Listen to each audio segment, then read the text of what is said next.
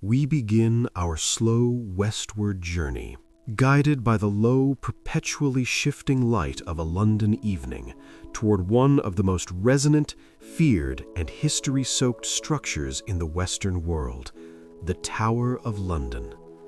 More than a fortress, more than a palace, and far more than a museum, the tower stands as a granite anchor in the River Thames, a thousand-year-old monument to power, intrigue, and the cold, unyielding hand of fate. It is a place where the veil between the living present and the spectral past is worn thin, constantly rustling with the echoes of tragedy. For 9 centuries, the tower has performed a relentless, multifaceted vigil. It has been a royal treasury, a fierce defensive keep, a luxurious palace, a dank, terrifying prison, and a place of execution. Every stone, every narrow staircase, every arched doorway seems to absorb and retain the energy of the desperate, the plotting, and the innocently condemned who passed through its gates. Tonight, we are invited to look beyond the cold history books and the official narratives, and to focus entirely on the deep, persistent legends that define the tower's haunting spirit, the specific, enduring superstitions that guard its perimeter and its secrets. We will focus our gaze tonight on 3 indelible threads of the tower's legendary existence. First, we delve into the extraordinary living prophecy of the ravens. These large, dark-winged birds are not mere inhabitants, they are the required sentinels of the crown, bound by ancient decree and a chilling superstition that states unequivocally that if the required number of ravens should ever leave the tower grounds, the kingdom of Britain will fall. This is a prophecy so powerful it is maintained by royal command, a blend of folklore and rigid military protocol that has lasted for centuries. Second, we explore the specific, heartbreaking tales of the tower's most famous ghosts. Our focus will be on the tragic spirits of the condemned Queen Anne Boleyn, seen leading her spectral procession through the Chapel Royal, and the eternally youthful spectral figures of the princes in the tower, the 2 young boys whose mysterious disappearance forms the central political horror of the English Renaissance. These ghosts are not random, they are deeply woven into the fabric of the building's shame and sorrow.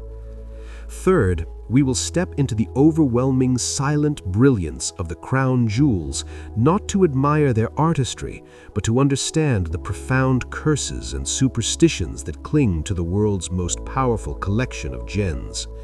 From the infamous Koh-i-Noor diamond, which promises doom to any man who wears it, to the ancient prophecies surrounding the Stone of Destiny, these dazzling relics hold the spiritual fate of the monarchy itself, and their power is as dangerous as it is beautiful. The Tower of London is a fortress of perpetual vigil, watched by beefeaters, guarded by the military, and overseen by the silent shadows of its dead. Let us allow the soft, deep rhythm of the night to carry us across the boundary from history into the abiding, terrifying realm of legend. The vigil begins now, beneath the heavy shadow of the White Tower, where the secrets are not whispered, but perpetually reenacted. Our journey into the core superstitions of the Tower of London must begin with the most visible, most rigidly enforced legend of all, the presence of the ravens. These magnificent, intelligent black birds are not simply resident wildlife, they are the living guarantors of the British monarchy, bound by an extraordinary ancient mandate that dictates their perpetual presence on the tower grounds. Their quiet watchfulness is one of the most powerful, sustained pieces of living folklore in the world. To the casual visitor, the ravens may appear as striking, if large, birds perched upon the battlements. To those who serve the crown, however, they are the feathered guardians, and their continued tenure is nothing less than a spiritual insurance policy against the ultimate catastrophe. The prophecy of flight. The legend is simple, terrifying, and absolute. The stipulation. The ancient prophecy holds that if the ravens of the tower should ever leave the fortress, the White Tower, the central keep, the oldest and most symbolic part of the structure, will crumble, and the crown of England will fall, plunging the realm into anarchy and ruin. This belief, woven into the deep fabric of British identity, elevates the ravens from simple birds into spiritual anchors. Their presence guarantees the stability and continued existence of the United Kingdom, turning a mundane requirement into a profound nationalistic superstition. The required number. The mandate is further refined by a specific number, ensuring redundancy against the inevitable eventualities of nature. The official minimum. The law states that there must always be at least 6 ravens present on the tower grounds. The buffer. To safeguard against sudden flight, illness, or accident, the Raven Master traditionally keeps an extra bird or 2 in reserve, ensuring the total flock usually numbers 7 or 8. This buffer is itself a concession to the powerful anxiety surrounding the prophecy. The rigid enforcement of this minimum number underscores the seriousness with which the legend is treated. The ravens are officially listed in the royal warrant as yeoman warders, members of the tower's staff, and their existence is a matter of state protocol. The historical ambiguity. While the current rigid mandate is often popularly ascribed to the reign of King Charles II in the 17th century, the belief in the ravens as powerful omens and guardians is far older. Ancient omens. The raven has been revered and feared across European cultures for millennia, seen as a harbinger of war, death, or prophecy. Their scavenging nature made them highly visible at places of battle and execution, such as the Tower, which served as the primary site for the most high-profile state executions. The Tower's first prisoners. The sight of the massive black birds feasting on the remains of executed traitors and enemies of the state must have solidified their presence as guardians of the crown's terrible power. The ravens of the Tower therefore stand as the oldest, most consistent, and most feared superstition governing the fate of the British monarchy. Their quiet, knowing gaze from the ramparts is a perpetual, living reminder that the stability of the entire kingdom rests, quite literally, on the continued willingness of a handful of feathered guardians to remain within the walls. The ancient, powerful legend of the ravens was formalized into royal command during the turbulent 17th century under the reign of King Charles II. This officialization, often cited as the definitive origin of the mandate, provides a fascinating glimpse into the collision of ancient superstition with the emerging age of science. The mandate was not initially driven by pure folklore, but by an unlikely conflict with the king's scientific endeavors. To understand the rigidity of the modern protocol, we must travel back to the restored court of Charles II, a monarch famed for his love of pleasure, politics, and the burgeoning field of natural philosophy. The astronomer's complaint. The Tower of London, in addition to its prison and treasury duties, served an important scientific role. It was briefly the home of the Royal Observatory before its move to Greenwich. The astronomer, King Charles II, appointed the renowned mathematician and astronomer John Flamsteed as the first astronomer royal. Flamsteed established his observatory in the highest chamber of the White Tower, intending to chart the stars and improve navigation for the growing British fleet. The interruption.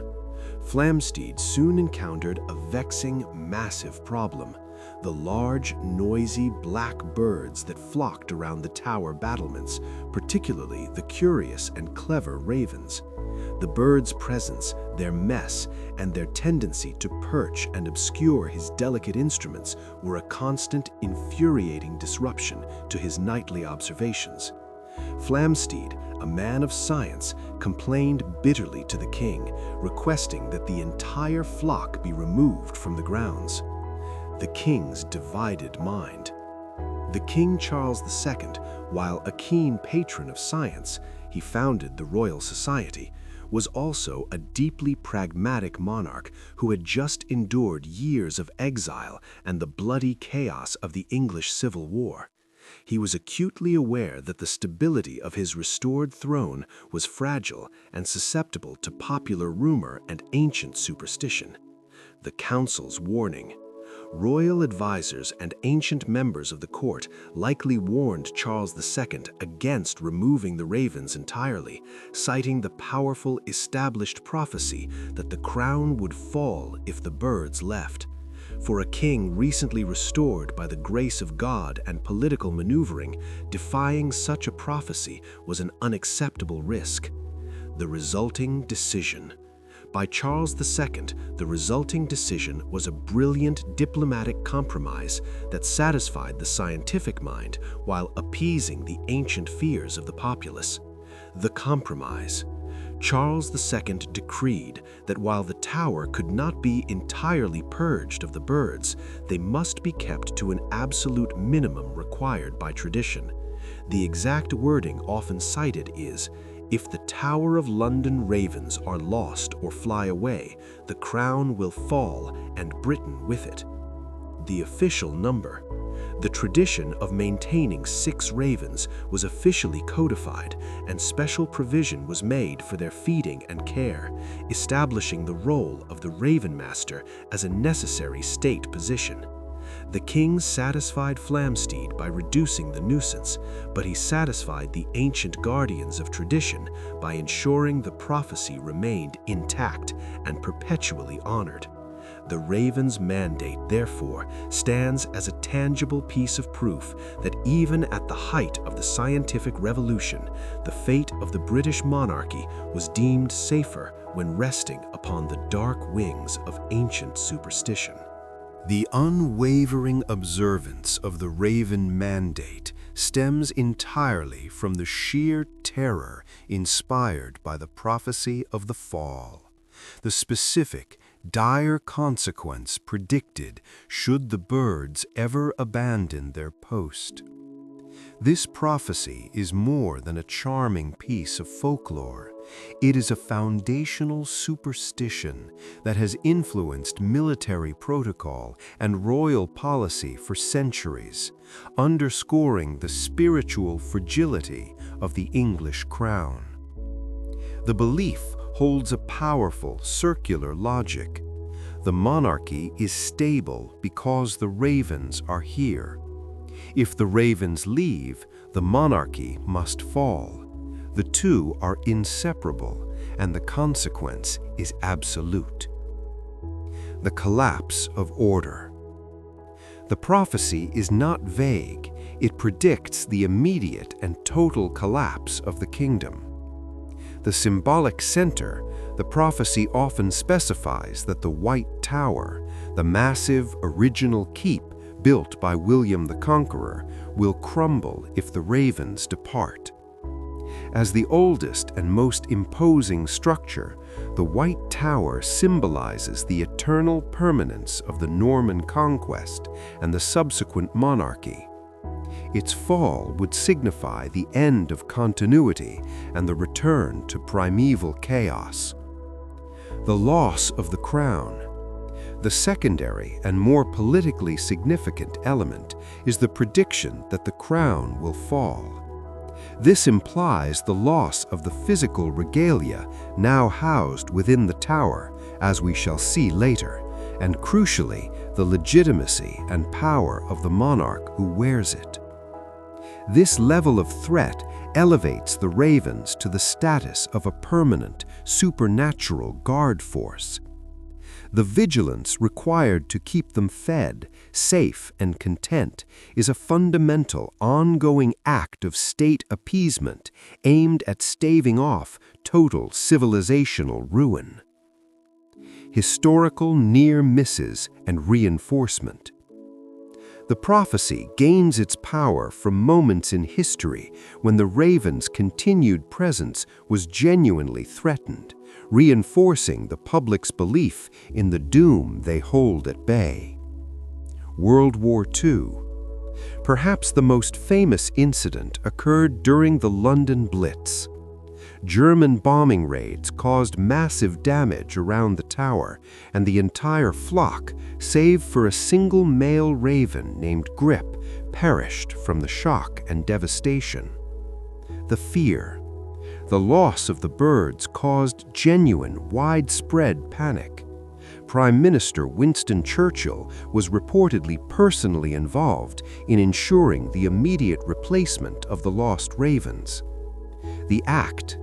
The swift action to bring new ravens, even in the middle of a war, served as a profound public statement that the government took the ancient prophecy seriously and would not risk tempting fate during the darkest hour of the war. The military protocol. Today, the responsibility for maintaining the flock is codified within the duties of the yeoman warders and the raven master. Wing clipping. To prevent the ravens from fulfilling the prophecy through natural flight, the wings of the ravens are meticulously yet harmlessly clipped. This subtle modification is a necessary structural compromise between ancient superstition and modern practicality. The birds are allowed to fly short distances around the fortress grounds, but are physically prevented from making the long, ominous flight that would herald the end of the kingdom. The prophecy of the fall ensures that every day the ravens remain perched on the battlements is a victory, a small but continuous assurance that the 1,000-year vigil of the tower is holding fast, and that the crown remains stable, sheltered beneath the protective shadow of the black wings. The rigid enforcement of the Raven Mandate requires a dedicated servant of the crown, one whose daily life is governed entirely by the needs of a flock of prophetic birds. This person is the Raven Master, a post held by a yeoman warder whose duties bridge the gap between military protocol and ancient folklore, ensuring the perpetuation of one of the tower's most unique and vital living traditions. The Raven Master is the ultimate curator of this powerful superstition, the keeper of the kingdom's spiritual insurance policy. The daily ritual. The Raven Master's life is defined by a deep, constant engagement with the birds, ensuring their continued comfort, health, and, crucially, their contentment to remain within the walls. The morning call. Each morning, the Raven Master releases the ravens from their custom-built aviary. They're greeted by name. Each raven possesses a unique name that often reflects their character, their Welsh origins, or their historical significance, e.g., Hugin, Moonin, Merlina, and perhaps a nod to Charles II. The diet. The ravens are fed an extremely rich and specific diet to keep them healthy and dissuade them from scavenging. Their menu typically includes a mix of raw meat, eggs, biscuits soaked in blood, and often a little bit of cheese, a carefully balanced diet designed to satisfy their large appetites and minimize the temptation to seek food outside the walls. Guardians and personalities. The ravens themselves are not interchangeable. They possess complex individual personalities that the Raven Master must master. Intelligence. Ravens are among the most intelligent birds in the world. They are known to play pranks, hide shiny objects, sometimes resulting in the disappearance of small items belonging to tourists or beef eaters, and actively interact with their keeper. Discipline and exiled ravens. Occasionally, a raven's natural urge to roam or its bad behavior, such as attacking tourists, leads to its dismissal from service. This act, while a breach of the traditional number, is taken seriously and usually results in the immediate introduction of a replacement. The exiled raven, having committed the ultimate sin of attempting to leave, is a necessary casualty of the mandate. Lore and the living link. The Raven Master is the ultimate authority on the folklore and history of the birds, sharing their story and the terrifying prophecy with millions of visitors each year. The living tradition. The relationship between the Raven Master and the birds is a tangible daily ritual that brings the ancient superstition into the modern age. It is the human element that allows the legend to persist, transforming a geopolitical threat into a matter of personal, dedicated care. The Raven Master's watch is the silent, ongoing negotiation between the fate of the British Crown and the natural instincts of 6 highly intelligent birds. It is a unique, powerful, and profoundly superstitious tradition that dictates the rhythm of life in the 1,000-year-old fortress, ensuring that the feathered guardians remain fixed upon their eternal post. From the rigid protocol of the living guardians, we now turn to the persistent, sorrowful presence of the tower's most famous spectral resident, Anne Boleyn. Her ghost is not a mere apparition. It is a profound, recurring historical reenactment, forever bound to the place of her final terror and unjust execution. Her story is the ultimate tragedy of the tower, a queen brought low by the ambition of her husband, King Henry VIII, and confined to a grim fate. To appreciate the chilling persistence of her haunting, we must first recall the stark facts of her final days. A queen's imprisonment. Anne Boleyn, the second wife of King Henry VIII, was arrested on charges of adultery, incest, and treason, charges widely believed by historians to be fabricated by the king's chief minister, Thomas Cromwell, to clear the path for a third marriage. The royal barge. She arrived at the Tower in May 1536, having traveled the short, grim distance from Greenwich by the royal barge. She entered through the infamous Traitor's Gate, the ceremonial entrance for all prisoners of state. The irony of her fate was stark. She was housed in the Queen's lodgings within the Tower, the very rooms she had occupied just 3 years earlier in triumph, celebrating her coronation as Queen of England. Now they were her prison. The final days. Anne spent her final days within the cold stone walls, facing a rigged trial and the absolute certainty of her impending death. She was denied the common axe and instead executed by a skilled French swordsman, an act seen by some as a perverse final act of mercy and by others as a final act of theatrical cruelty. Executed on the Green. Anne Boleyn was beheaded on Tower Green on May 19, 1536, within a private enclosure to prevent public display. The place of execution. Tower Green was the preferred site for high-profile executions of prisoners of noble or royal blood. This allowed the Crown to conduct the execution discreetly, maintaining the illusion of order and minimizing the risk of popular revolt. The burial.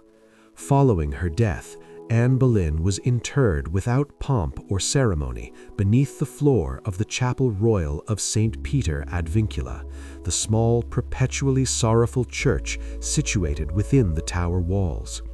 Her resting place is shared with many other famous state prisoners executed on the Green, a mass grave for the great and the fallen.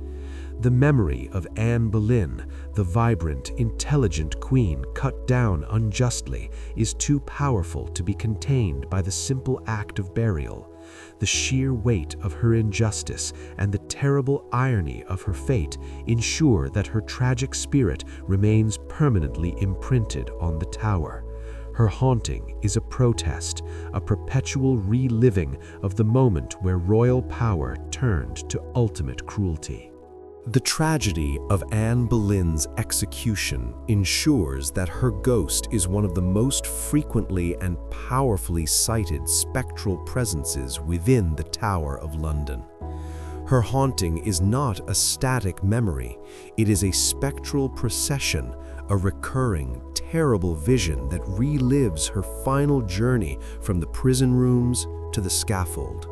Her appearance is forever marked by the brutality of her end. Her ghost is sighted in two primary locations, each reflecting a specific moment in her final hours: the White Tower and the Chapel Royal of St. Peter ad Vincula. The Chapel Royal's Vigil. The most solemn and frequently reported sightings of Anne Boleyn occur in the Chapel Royal, the place of her unceremonious burial. The vision. Her specter is often seen on the site of her final rest, usually walking in the aisle, sometimes seemingly in quiet distress or kneeling at the altar. The spectral procession. The most vivid, terrifying accounts describe her ghost not alone, but leading a procession of other beheaded spirits, the victims who share her resting place beneath the stone floor. She is seen walking with immense dignity and solemnity, her body whole, but her head held clearly under her arm, reenacting the final moment of severance. The procession is often silent, spectral, and intensely focused on the ritual of their shared, violent end. Witness testimony. Yeoman warders and military personnel whose quarters are nearby have historically reported seeing a flickering light or a white shape moving within the locked, dark chapel late at night, a testament to the persistent nature of her vigil. The White Tower appearance. Anne Boleyn's ghost is also rumored to haunt the White Tower, the keep itself, specifically the room where she was held immediately before her execution. The imprisonment. Some accounts suggest her spirit is tied to the fear and desperation of her final incarceration. She is sometimes seen near the upper floors, perhaps searching for her husband or lost in the days of her confinement. The disturbance. Unlike the solemnity of the chapel sighting, her presence in the White Tower is often accompanied by an intense feeling of coldness or despair, a chilling emotional imprint left on the stone walls by the final terror she endured. The persistence of the Headless Queen's sightings transforms the Tower of London from a mere historical site into a place of perpetual penance.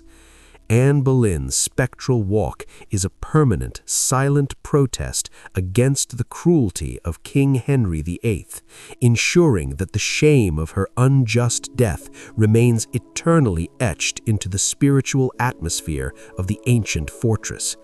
Her story is a terrible warning that the consequences of royal tyranny are not confined to the history books, but haunt the very ground upon which they were enacted. From the grand, tragic spectacle of the executed queen, we turn to a more tender, yet infinitely more sinister haunting, the gentle, spectral presence of the princes in the Tower. The disappearance of Edward V, age 12, and his younger brother, Richard, Duke of York, age 9, in the summer of 1483, is the central, enduring historical mystery of the English Renaissance, a tale of betrayal, ambition, and the ultimate corruption of royal power. Their ghosts are the specters of innocence and betrayal, forever searching the ancient halls for the justice that was denied them. The historical betrayal. The two young princes were the sons of King Edward IV. Upon their father's sudden death, the 12-year-old Edward V was the rightful heir to the throne, the protector. The boys were placed in the Tower by their uncle, Richard, Duke of Gloucester, who was appointed as their protector. The Tower was still considered a royal residence and a safe, defensible place to hold the young king-in-waiting before his coronation. The coup. Within weeks, Richard declared the boys illegitimate, seized the throne for himself as King Richard III, and the two young princes were moved to the secluded inner apartments of the tower. The disappearance. By the late summer of 1483, the princes vanished entirely from public view. They were never seen again, and no record of their transfer or burial exists.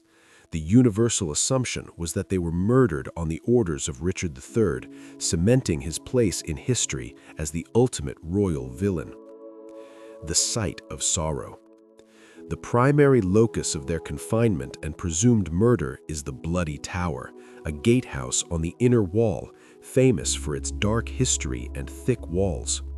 The imprisonment, though the exact room is unknown, it is believed they spent their last months sequestered within one of the rooms of the inner tower complex, slowly realizing the terrible final nature of their imprisonment as they awaited a coronation that would never come. The mystery of their fate, the sheer, unimaginable cruelty of their slow, silent removal from history is the deep well from which their haunting springs. Their spirits, trapped by the betrayal that robbed them of their lives and their kingdom, are now compelled to walk the cold stone passages, forever seeking release. The gentle nature of their haunting belies the great political horror they represent, transforming their murder into a permanent, chilling echo within the fortress walls. Unlike the solemn, tragic grandeur of Anne Boleyn's spectral procession, the sightings of the princes in the tower are marked by an unnerving sweetness and fragility, the ghost of childhood innocence lost to political ambition. Their haunting is a spectral play, a recurring, silent vision that freezes the memory of their final, terrible days.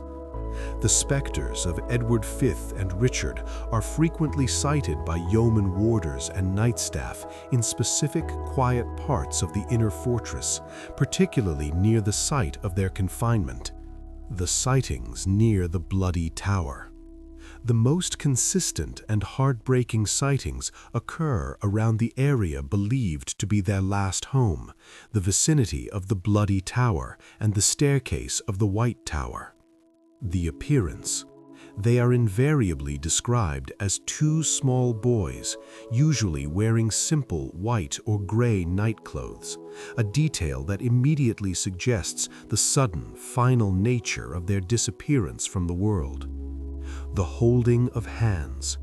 A detail frequently emphasized in accounts is that the small figures are often seen holding hands, a tender, poignant sign of their shared isolation and mutual comfort in the face of their unknown fate. They are not menacing figures, they are quiet, sorrowful apparitions. The chill and the silence. The experience of encountering the princes is often defined less by a vivid visual appearance and more by a profound, inexplicable sensory effect. Intense coldness. The experience is often preceded or accompanied by a sudden, intense drop in temperature, a chilling pocket of air that defies the summer warmth and speaks to the permanent, final coldness of their end. The silent weep. Some witnesses report hearing the faint spectral sound of small, quiet weeping or children's voices whispering, an auditory imprint of their last moments of fear and sorrow before silence descended permanently. The legend's impact. The persistent, heartbreaking sightings of the innocent spectral play serve as a constant psychological burden on the tower's residents. These ghosts are a powerful reminder that the tower's history is not just about executed traitors and political necessity, but about the betrayal of the most vulnerable and the absolute corruption that royal ambition can spawn. The small spectral figures of Edward and Richard are an enduring, gentle reproach to the mighty fortress that failed to protect them. They wander the cold, ancient passages, their innocence forever preserved in the spectral loop of their tragic final play. Their presence is the profound, silent shame of the tower's dark history, a haunting that appeals not to terror, but to pity. The spectral persistence of the princes in the tower gained massive, chilling validation in the 17th century with the discovery of physical evidence, the remains of two small bodies hidden within the very walls of the fortress. This event, the discovery of the small bones, transformed the famous legend from a mere political rumor into a near-certain historical tragedy. The discovery cemented the site of the tower as the definitive place of their fate, perpetually tying the spectral sightings to a very real, hidden space within the ancient structure. The 17th century revelation. The discovery occurred in 1674, nearly 2 centuries after the disappearance of the princes. The location: workmen were demolishing a staircase leading to the chapel in the White Tower, the massive central keep built by William the Conqueror. The discovery: within the thickness of the stone wall beneath the staircase, they found a wooden chest containing the skeletons of 2 small children. The bodies were hastily buried and entirely undocumented. The immediate reaction was profound. The discovery was instantly connected to the missing princes, Edward V and Richard, Duke of York. The royal intervention: the reigning monarch at the time, King Charles II, who had a famous obsession with the ravens, as noted in Part 3, ordered the remains to be gathered and treated with the reverence befitting royalty. The examination: while scientific methods were primitive, the general size and age of the bones were judged to be consistent with the ages of the 2 missing princes, around 12 and 9. The burial: Charles II ordered the bones to be formally and respectfully interred in a marble urn within Westminster Abbey, the royal resting place. This act, while perhaps premature in its certainty, officially acknowledged the remains as those of the lost princes, confirming their tragic end. The sealed staircase. The location of the discovery, the sealed room or recess beneath the old staircase, became instantly significant. The historical narrative: the discovery lent powerful credence to the theory that the princes were smothered or suffocated while asleep in their bed, and their small bodies were hastily hidden in the nearest, most convenient concealed space by their murderers, likely to be removed later, a removal that never occurred. The hauntings validation. For the residents of the tower, the discovery provided the chilling physical proof that explained the persistent, gentle haunting of the young boys. The place where the ghosts walked was the place where their bodies were concealed, permanently imprinting their fear and final moments into the stone itself. The sealed room where the small bones were found serves as the definitive, tragic footnote to the political mystery. It confirms the Tower of London as the site of a true and terrible crime, forever linking the gentle, spectral play of the small figures to the gruesome, silent truth hidden deep within the cold, impenetrable walls. We transition from the shadowed realms of spectral agony to the dazzling, brightly lit security of the tower's highest purpose, safeguarding the crown jewels. This magnificent collection of regalia, jewels, and sacred objects is not merely a display of wealth. It is the physical, sacred heart of the monarchy, and it is steeped in its own dense tapestry of curses and superstitions. The power held within these gems is deemed as dangerous as it is beautiful. We enter the treasury to contemplate the idea that supreme power, when materialized in the form of priceless ancient relics, carries with it an intrinsic spiritual risk, a risk paid for by the tragic fortunes of those who once owned them. The weight of the throne. The crown jewels are not simply jewelry, they are sacred instruments used in the coronation ceremony, symbolizing the spiritual and temporal authority of the monarch. The continuity, many of the objects trace their history back centuries, representing the unbroken line of succession and the divine mandate to rule. This profound antiquity ensures they are viewed as potent artifacts, not just ornaments. The lore.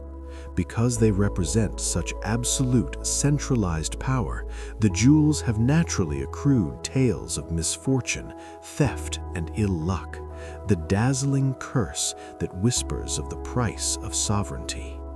The curse of theft. The security of the jewels is itself a matter of superstition. The belief persists that any attempt to steal or permanently separate the crown from its core components will bring immediate, terrible retribution upon the perpetrator and the kingdom. Colonel Blood's attempt. The most famous instance is the bold, nearly successful attempt by Colonel Thomas Blood to steal the jewels in 1671. Though Blood was caught, the sheer audacity of the crime and the immediate public outcry reinforced the spiritual necessity of their absolute security. The attempt itself was viewed as an act of cosmic, not just criminal, defiance. The power within the gems.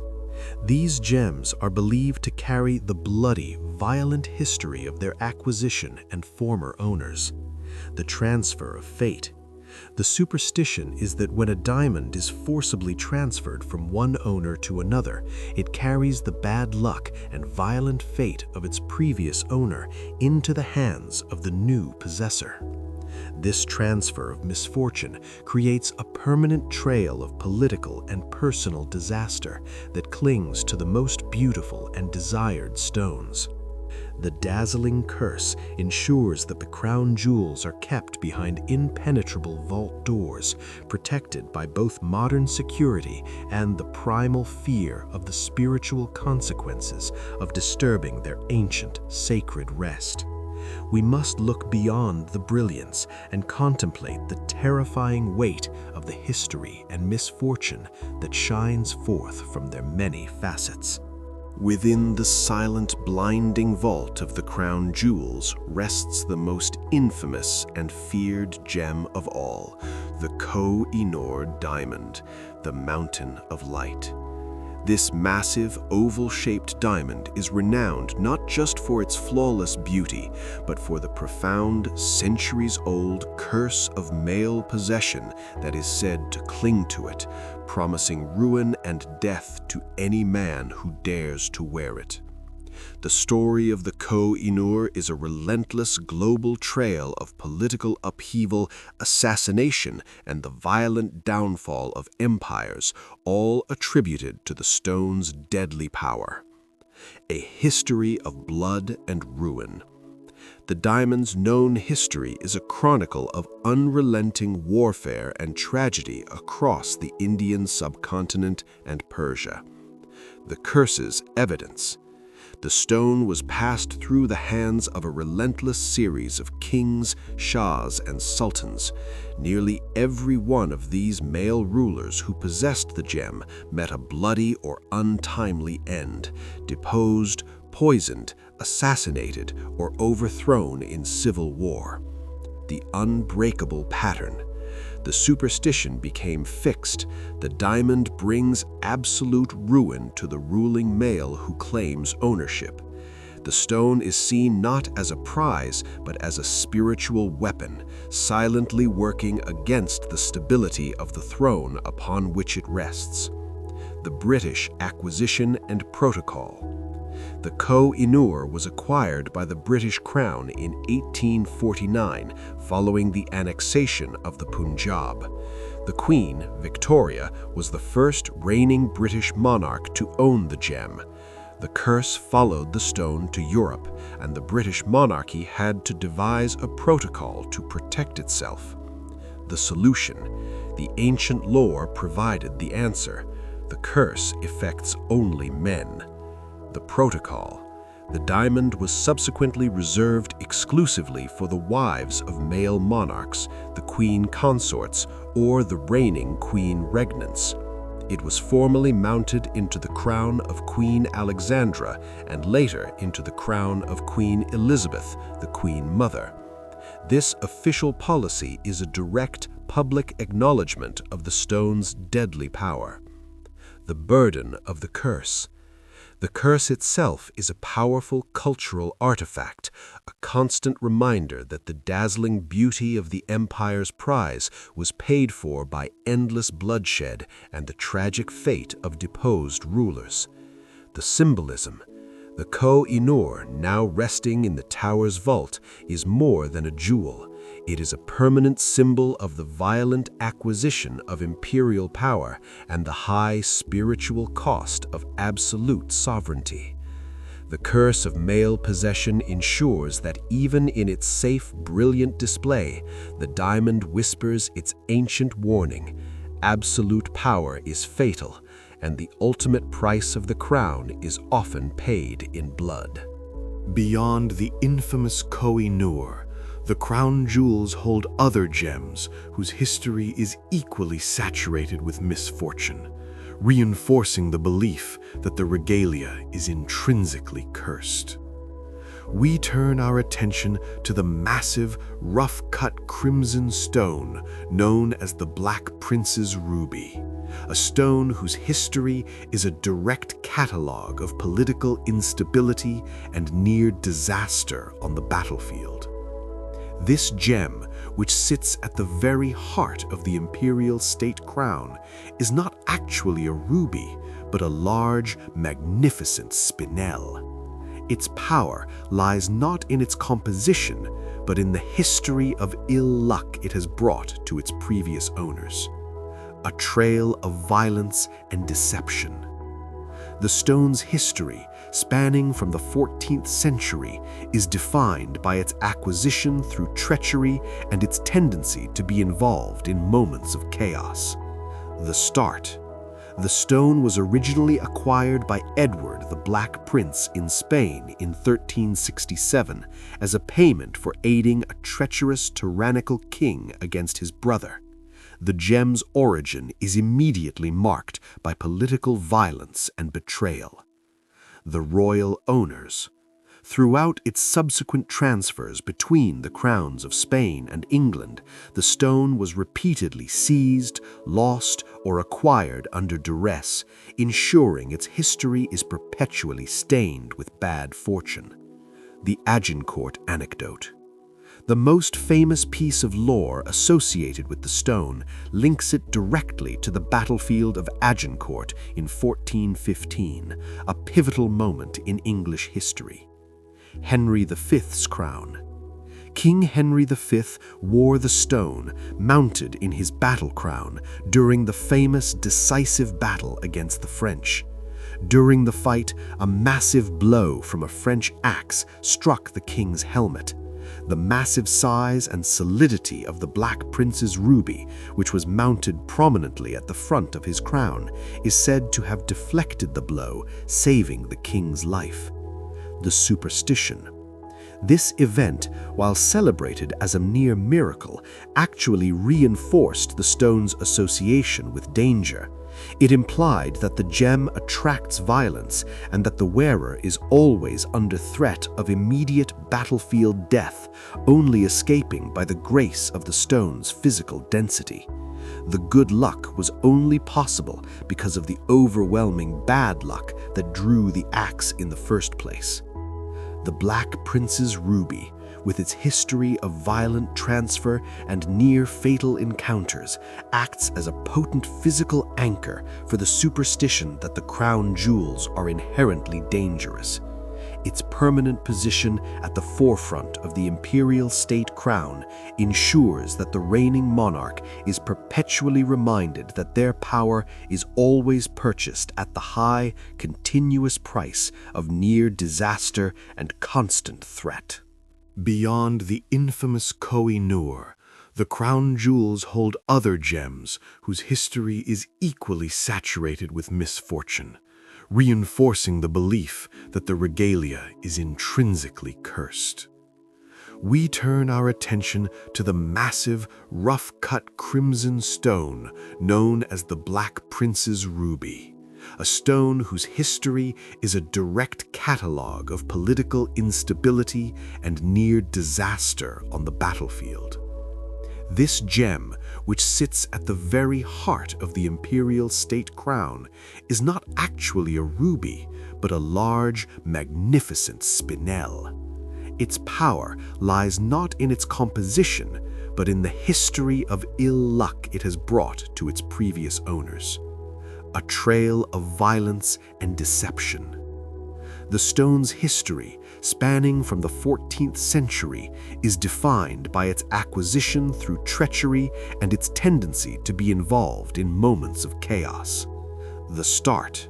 The stone was originally acquired by Edward the Black Prince in Spain in 1367 as a payment for aiding a treacherous tyrannical king against his brother.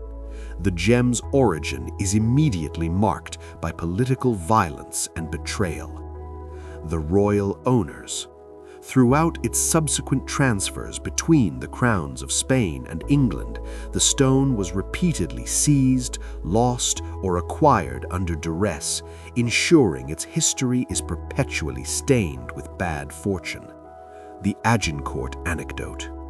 The most famous piece of lore associated with the stone links it directly to the battlefield of Agincourt in 1415, a pivotal moment in English history.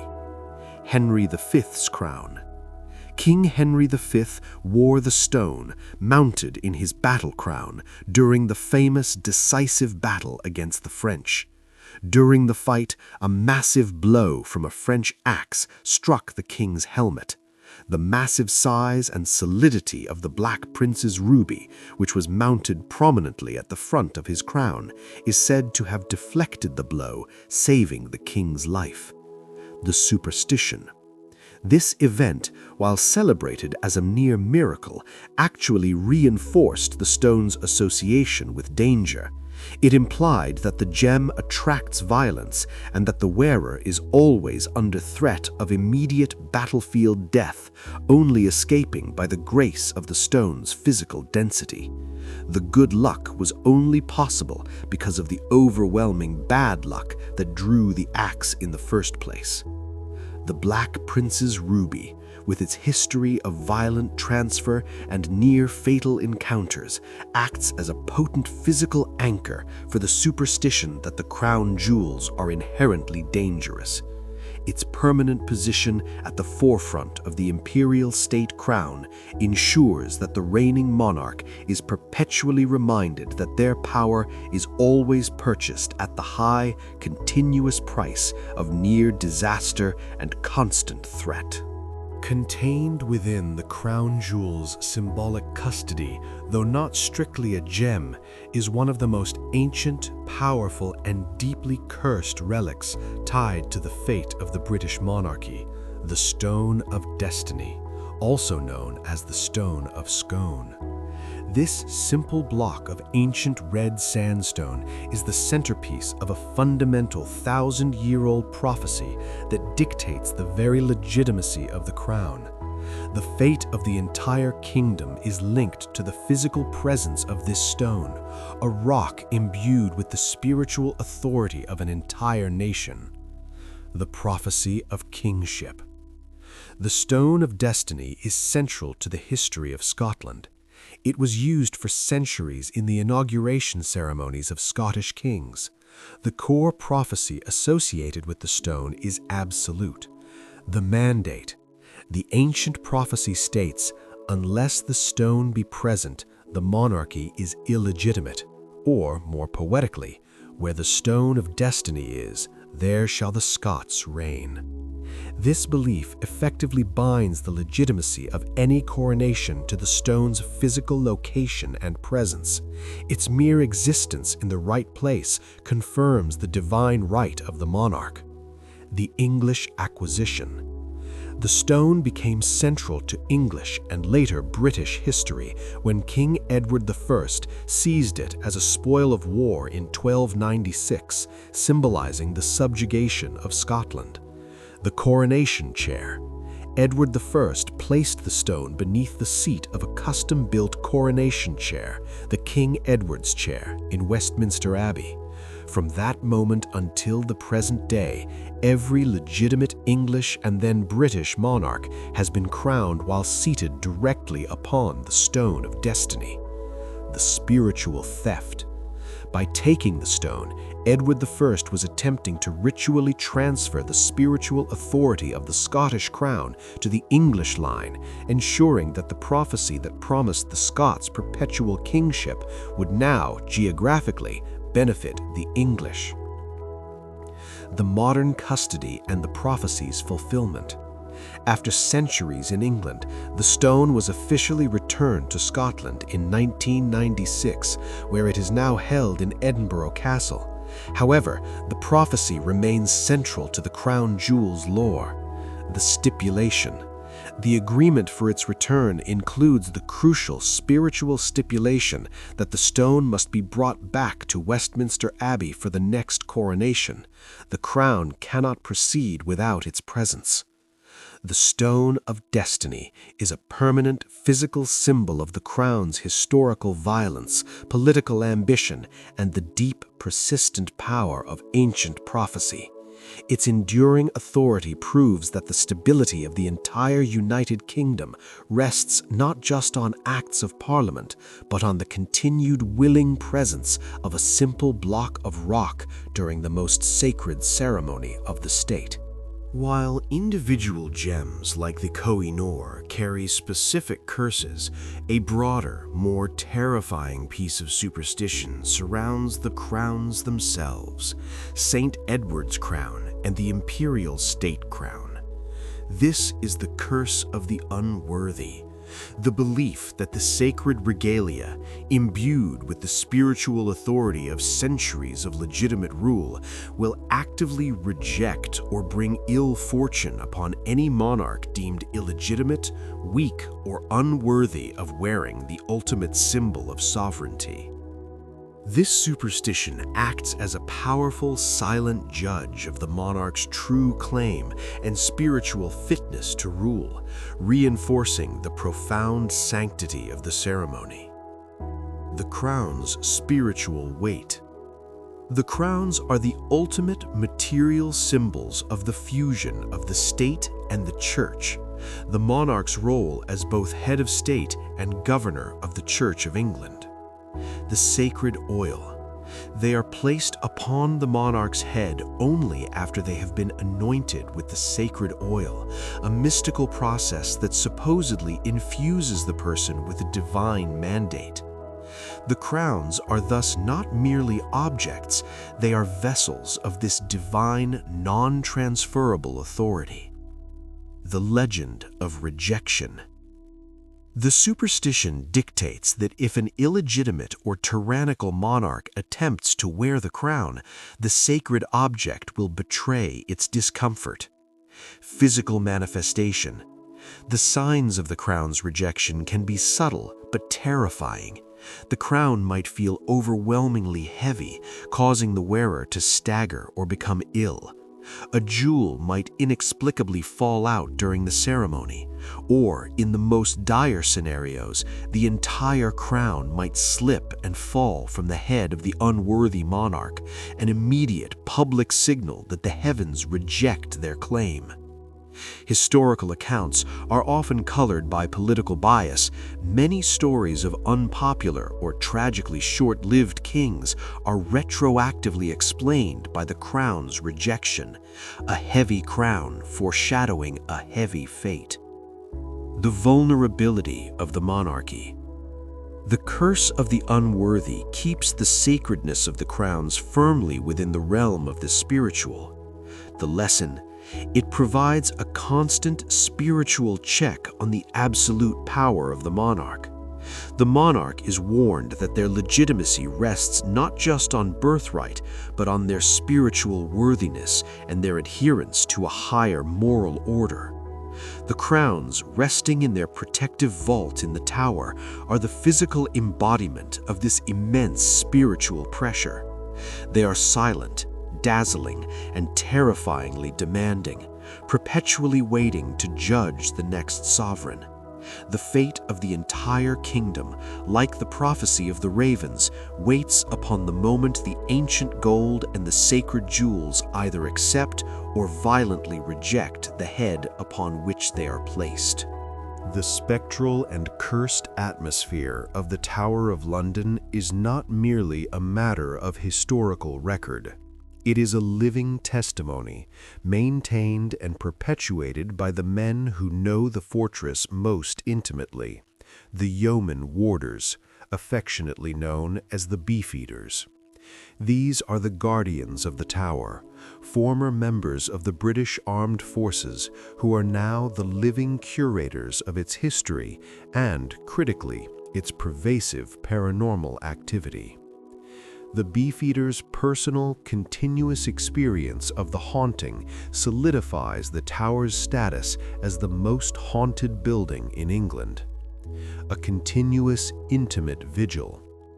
The yeoman warders and their families live within the tower walls, making them the only constant witnesses to its nocturnal life. The patrol. Their duties include the daily rituals, such as the famous ceremony of the keys, the formal locking of the tower gates every night. This duty requires them to patrol the empty, cold stone passages and chambers after the last tourists have departed and the electric lights have been extinguished. The testimony.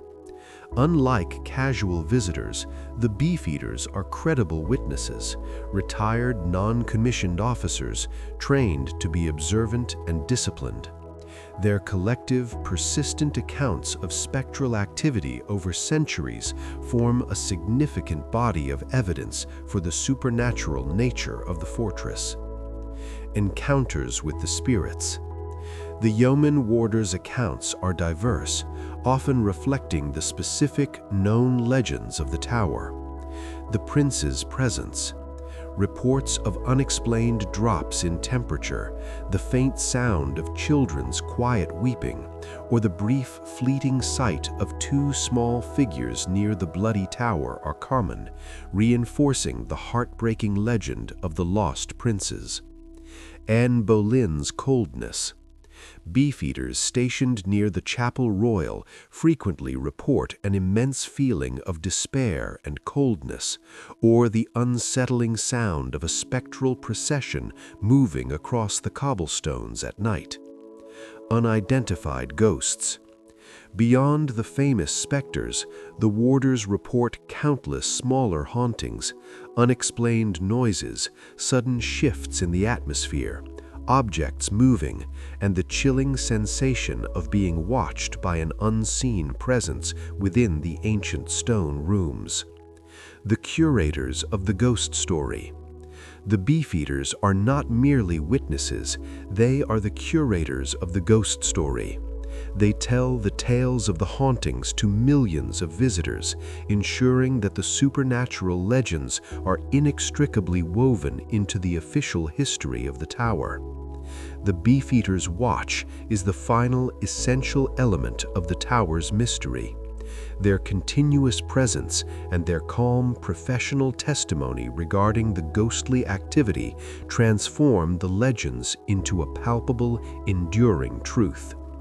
They are the living guarantee that the condemned, the murdered, and the cursed objects within the Tower of London are not resting in peace, but are maintaining their own perpetual, terrifying vigil. The Tower of London is filled with physical structures that evoke fear, but none is more chillingly symbolic than the Traitor's Gate. This small, low archway on the river's edge was the private, humiliating entrance for the most important prisoners of state, a watery portal that symbolized the absolute end of their freedom and the near certainty of their final doom. Its dark presence has ensured that it, too, is steeped in its own ghostly lore. To contemplate the Traitor's Gate is to confront the tower's deepest, most theatrical cruelty, a place where the living entered and the spectral began their return. The final journey by water. The gate was reserved for those brought by barge from Westminster, often directly from their trial. The humiliation. Entering beneath the grim archway meant passing from the free light of the Thames directly into the murky darkness of the tower's inner wall. This entry was a deliberate, public spectacle of humiliation and symbolic defeat, ensuring the prisoner understood that they were now entirely at the mercy of the Crown. The one-way path. For the vast majority of the famous prisoners who entered through this gate, including Anne Boleyn, Queen Jane Grey, and Princess Elizabeth before she became queen, it was a one-way trip. Few who passed beneath the gate ever walked free again. The spectral return. The sheer concentration of fear, despair, and the finality of political collapse at this single architectural point has imbued the Traitor's Gate with a dense, recurring spectral presence. The watery apparition. The ghost of Queen Jane Grey, executed at age 16 after only 9 days on the throne, is one of the spirits most commonly associated with the gate. Her specter is rumored to be seen standing silently by the water's edge on dark, misty nights, perpetually reliving the moment of her terrified entry. The sound of the barge. Warders and staff have long reported hearing the inexplicable, faint sound of oars splashing on the Thames, accompanied by the spectral sound of a heavy wooden boat scraping the stone entrance. The auditory ghost of the many doomed barges arriving under the cover of night. The portal of no return. The Traitor's Gate is the architectural manifestation of the Crown's absolute, inescapable power. It is the place where the tower's darkness began its final consumption of the lives within. Its haunting is the sound of history refusing to be silenced, a constant, chilling reminder that the tower's prisoners, once stripped of their freedom and their lives, remain tied forever to the stone archway that marked their terrible passage from life into legend. We now complete our slow, contemplative journey through the ancient stone halls of the Tower of London, having looked deeply into the intertwined legends that govern its very existence. The tower is revealed to be far more than a fortress. It is a powerful nexus of fear, faith, and forever, where the past is not recorded but is perpetually relived by its spectral inhabitants and its cursed treasures. The fate of the monarchy remains, quite literally, anchored to this single ancient site. The Raven's Vigil, the feathered guardians stand upon the battlements, a living, breathing superstition whose mandated presence upholds the ancient prophecy of the fall. Their quiet vigil ensures that the ultimate consequence, the collapse of the White Tower and the loss of the crown, is continuously held at bay. The ghost's eternal protest. The tragic spirits of Anne Boleyn and the princes in the tower ensure that the fortress remains a monument to its own shame and cruelty. Their perpetual walk, the spectral procession, and the innocents lost is a final, silent protest against the corruption of power that led to their ultimate betrayal, a truth confirmed by the discovery of the small bones. The jewel's dazzling curse. The crown jewels are revealed to be not just treasures, but repositories of misfortune, stained by the curse of male possession and the political violence of their acquisition. Their spiritual weight and the prophecy tied to the stone of destiny dictate that the very legitimacy of the crown is purchased at a high, continuous risk. The Tower of London is an essential mechanism of the British state, protected by soldiers, but truly guarded by prophecy and the restless dead. Its unique, dense atmosphere of fear and faith, perpetuated by the intimate, continuous testimony of the beefeaters, guarantees that the history is never allowed to settle into stillness. The silent, heavy shadow of the White Tower stands against the modern London skyline, a permanent anchor to a past that refuses to fade, forever reminding us that the highest forms of power are always protected by the darkest forms of legend. The vigil continues, now and forever.